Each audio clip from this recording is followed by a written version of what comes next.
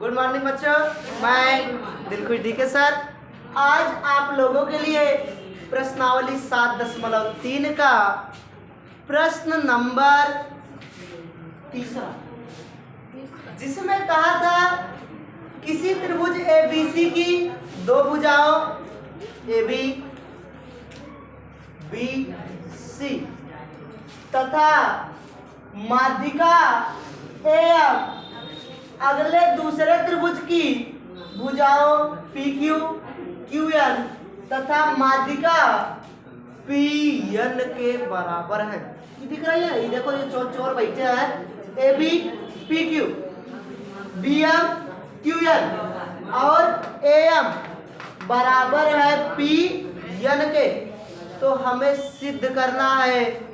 सिद्ध कीजिए कि त्रिभुज ABM सर्वांगसम है त्रिभुज PQN के। बहुत सिंपल सा पूछ लिया, करके दिखा दो।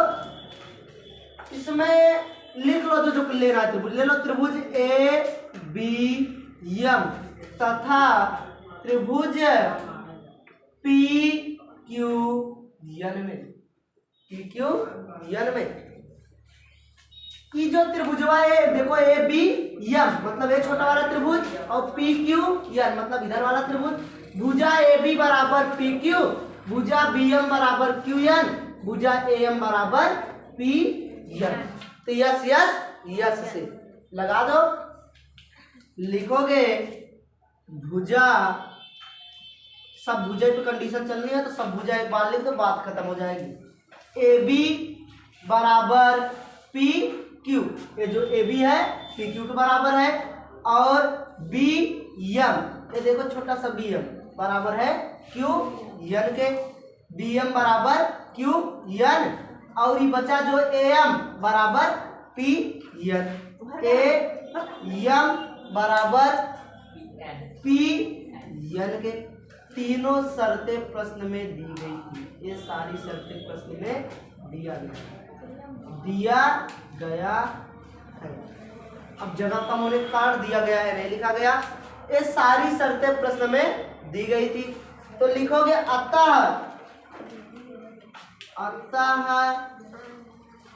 सर्वांग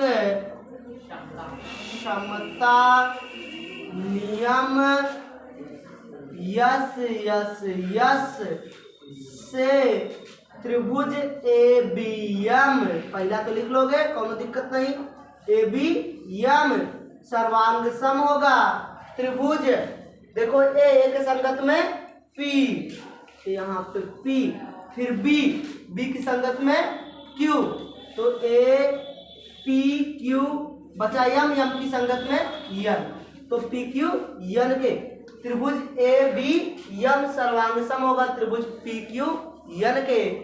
इसलिए इनके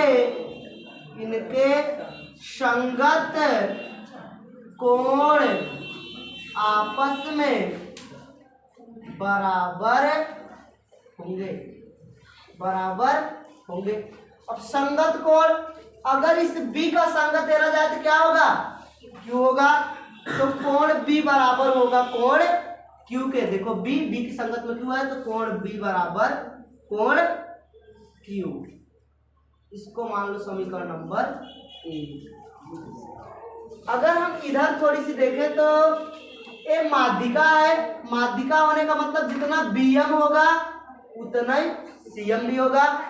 BM बराबर CM, यहाँ से जितना BM होगा उतना ही CM भी होगा। और इसमें देखें तो जितना एक QN होगा QN उतना NR भी होगा या RN भी होगा। जितना ये होगा उतना ये होगा, क्योंकि माध्यिका है। माध्यिका मतलब मध्य बिंदु में होगी तो दोनों पार्ट क्या होंगे? बराबर होंगे।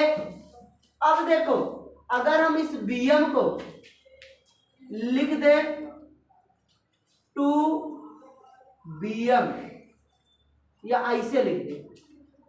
ये BM जो है हमको पहले से पता है QN के बराबर है। BM बराबर QN प्रश्न में दिया गया था। यहाँ से लिख सकते हैं हम BM बराबर QN। ये जो BM है ए वाला पार्ट ए वाला इस वाले पार्ट के बराबर है क्यू एन के। दोनों तरफ 2 से गुणा कर सकते हैं, दोनों तरफ 2 से गुणा कर दो। दोनों तरफ 2 से गुणा करने पर 2 से गुणा करोगे तो इसको लिख सकते हो B M plus B M. अब 2 से क्यू कट भी सकता, मतलब वही है, कुछ परिवर्तन नहीं हुआ। तो यहाँ से Q N plus Q N.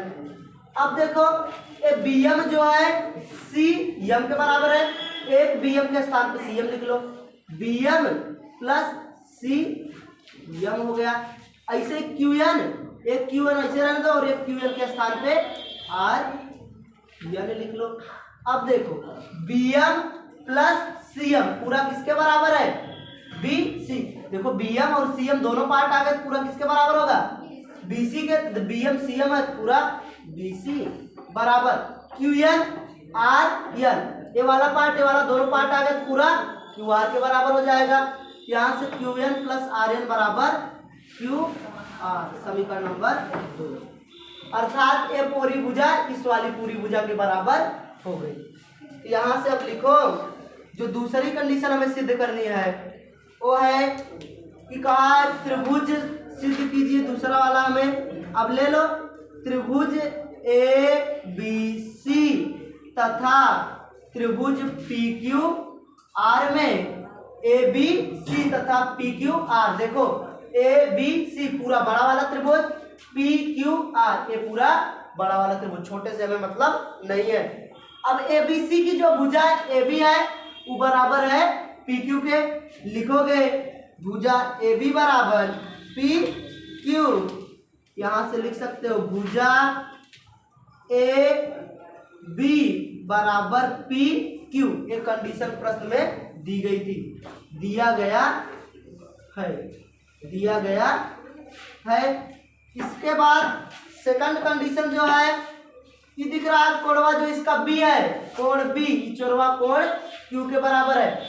लिखोगे कोण बी बराबर कोण क्यू, कोण बी बराबर कोण क्यू। ये कहां से आया है, समीकरण 1 से। अब एक कंडीशन और कहीं से आ जाए, सर्वांग सम हो जाए।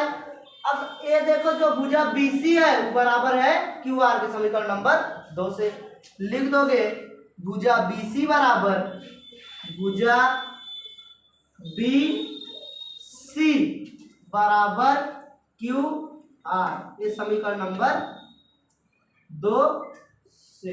3 कंडीशन हो गई, yes A yes.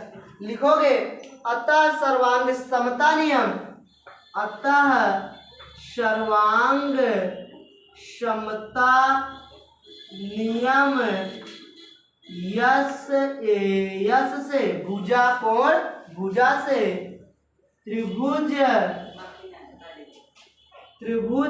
A B C सर्वांग सम होगा। आप देख के लिखो, ए की संगत में पी है पी लिख लो, बी की संगत में क्यू है क्यू लिख लो, फिर बचा सी की संगत में आर है आर। तो त्रिभुज एबीसी सर्वांग सम होगा त्रिभुज पी क्यू आर के। यही कहा था कि सिद्ध कीजिए त्रिभुज एबीसी सर्वांग सम है त्रिभुज पी क्यू आर के। दोनों कंडीशन सिद्ध हो गए। मुझे नहीं लगता प्रश्न कठिन रहा होगा, एकदम सिंपल तरीके से बहुत कुछ दे दिया था इस प्रश्न में। अगर कुछ और ना देकर के थोड़ी सी कंफ्यूजन खड़ा किया होता तब और अच्छे तरीके से और मजा आता सिद्ध करने में। फिलहाल आशा करता हूँ प्रश्न समझ में आया होगा। Thank you.